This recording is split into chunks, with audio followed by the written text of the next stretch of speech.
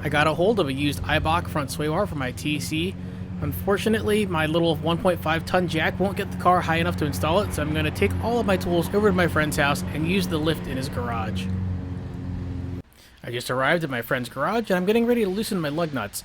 Unfortunately, the shop that installed my new wheels over-tightened the lugs, so I had to buy this 19mm half-inch drive Titan Tools non-marring deep impact socket after using a 2-foot breaker bar resulted in broken socket extensions. I'm going to be using it with my electric impact gun here to loosen all of them so I can re-torque them to spec. I started with the lock nut, which was on there pretty tight. I'm hoping the other ones won't be as much of a problem. I'm going to remove them in a star pattern, just like as if I was putting lug nuts on.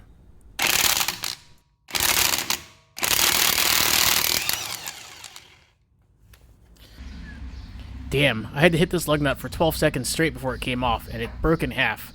Thankfully, I've got spares.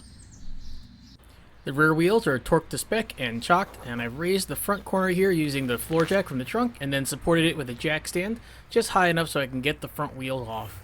I'd already loosened all of the lugs while the wheel was still on the ground. The front end is now on jack stands and I've readjusted the chocks. Let's take a look at what we need to work on here. The end links look to be in good condition, but I think I'm going to replace them anyway.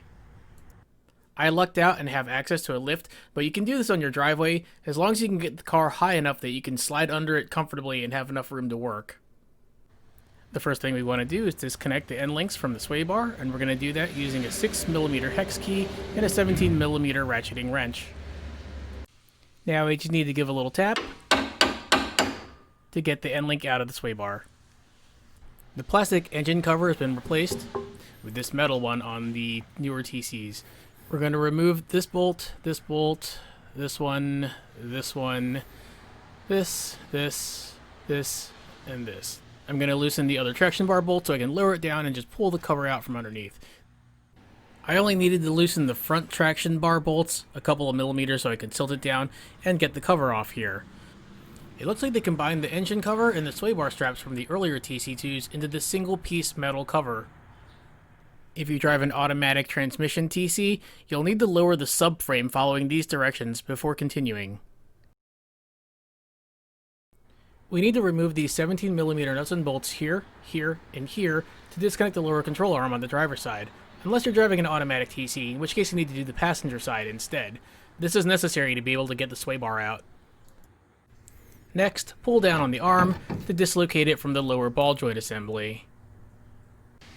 Those nuts and bolts came out pretty easily, but this one here is a 22mm, as well as this one, so it's going to be on there real tight. I'm going to use my deep impact socket with my electric impact gun to get those out.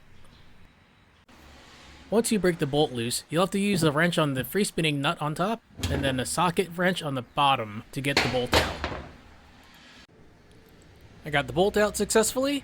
So now, we gotta come over here and remove this one. This is the last bolt holding the lower control arm in place. Once it's out, we should be able to swing this out of the way and get the sway bar out. The lower control arm swung out of the way really easily and dropped the factory sway bar to the ground. That was surprisingly easier to remove than expected. Time to install the new one. Before we put the new sway bar in, let's go ahead and take out these old end links and put new ones in. So let's take a look at the new ones. These are from Moog, and they're greasable, as you can tell from the fittings. And instead of using a hex key to keep it from spinning, you use a wrench right here, which makes it easier to actually torque it to spec. We'll remove the OEM end link the same way, using a 6mm hex key and a 17mm ratcheting wrench. Here are the two end links side by side, and aside from this one spot here that's a little bit narrower on the OEM end link, they're both the same diameter. The Moog end link is going to use an 18mm socket, but I don't have an 18mm box wrench, so I'll have to use this one to hold this in place, and then I'll tighten it down to specs with my torque wrench to 55 foot-pounds. Once it's hand tight, you can take the wrench off the back and then tighten it to spec. I'm going to use the opening here and here to apply silicone-based grease. The only thing I could find locally was this Sil Glide brake lubricant, but this should do the trick.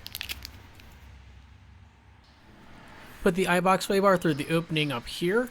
That will hold it in place, and you can see the orientation should be kind of angling downwards. In fact, you can see the text should be upright. And then secure it in place to the end link with the nut here. Make sure the bushing is oriented so that the opening towards the back, and the little nub here should be towards the inside. The bushings will also be marked left and right on the bottom. Next, we'll reattach the single-piece sway bar strap cover up here, and we're going to secure it with 4 bolts on this side and 4 bolts on this side. Then we'll tighten it down to 64 foot-pounds. I've loosely attached the cover here, here, here, and here. And I made sure the bushing nubs are sticking out here and here.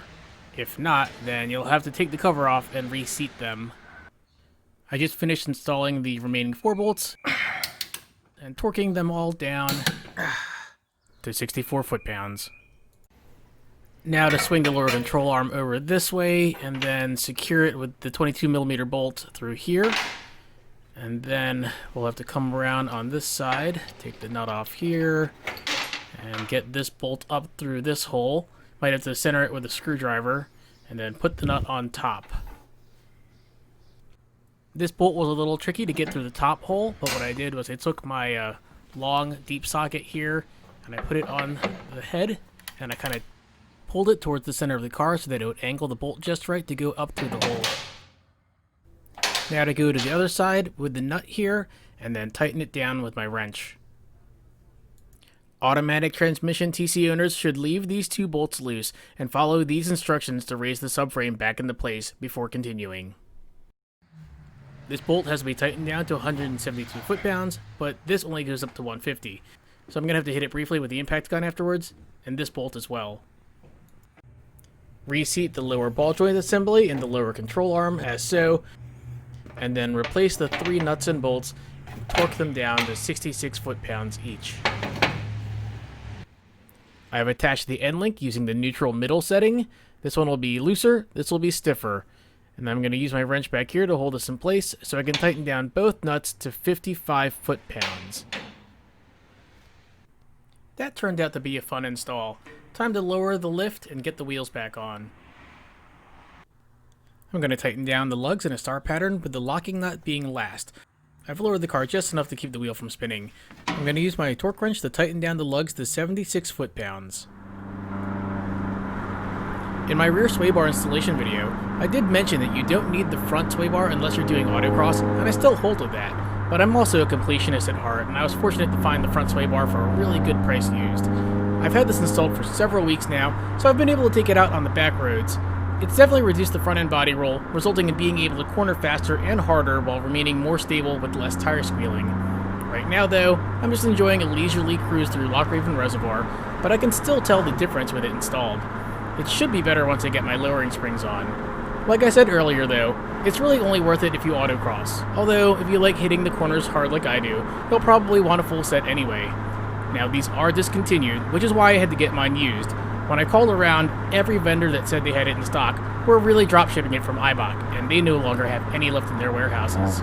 My recommendation is to check out the Scion tC for sale groups on Facebook and ask if anyone is selling theirs. That's how I got mine.